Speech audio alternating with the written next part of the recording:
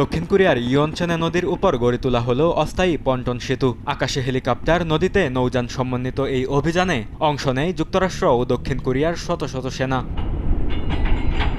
Helicopter থেকে নদীতে pontoon ফেলে নৌকা ও বিশেষ সেতু যান ব্যবহার করে সেগুলো জোড়া লাগিয়ে তৈরি করা হয় ভাসমান সেতু। এই মহড়ায় প্রথমবারের মতো একসঙ্গে ব্যবহার করা হয় দক্ষিণ কোরিয়ার KM-3 সুরিয়ং অ্যাম্ফিবিয়াস ব্রিজ ভেহিকল এবং যুক্তরাষ্ট্রের ইমপ্রুভড রিবন ব্রিজ প্রযুক্তি। এর ফলে অল্প সময়েই শক্তিশালী একটি অস্থায়ী সেতু বানিয়ে নিজেদের দক্ষতা দেখান সেনারা।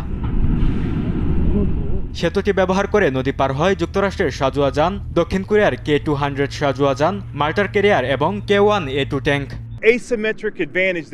এই ধরনের যৌথ প্রশিক্ষণ আমাদের সবচেয়ে বড় শক্তি। একসঙ্গে কাজ করে আমরা প্রস্তুতি ও সক্ষমতা আরও বাড়াতে পারি। বিশ্বে অনেকেই এই সমন্বয়কে উদাহরণ হিসেবে দেখে। সংশ্লিষ্টরা জানান, মহড়ার লক্ষ্য ছিল দুই দেশের সেনাবাহিনীর মধ্যে সমন্বয় এবং দ্রুত নদী পারাপারের সক্ষমতা বাড়ানো।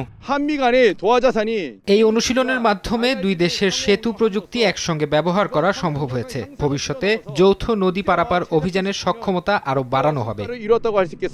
মহড়ার সময় নদীর উপর দিয়ে সেতু দিয়ে একের পর এক ট্যাঙ্ক ও সামরিক যান পার হতে দেখা যায়। সেনারা পতাকা ও সংকেত দিয়ে যান চলাচল নিয়ন্ত্রণ করেন। এমন সময় নতুন করে উত্তেজনা বাড়িয়েছে উত্তর কোরিয়া। একই দিনে পিয়ংইয়ং থেকে পূর্ব সাগরের দিকে ছোড়া হয়েছে একাধিক ব্যালিস্টিক ক্ষেপণাস্ত্র। বিশ্লেষকদের মতে চলমান যুক্তরাষ্ট্র দক্ষিণ কোরিয়ার যৌথ মহড়াই এই উত্তেজনার অন্যতম কারণ।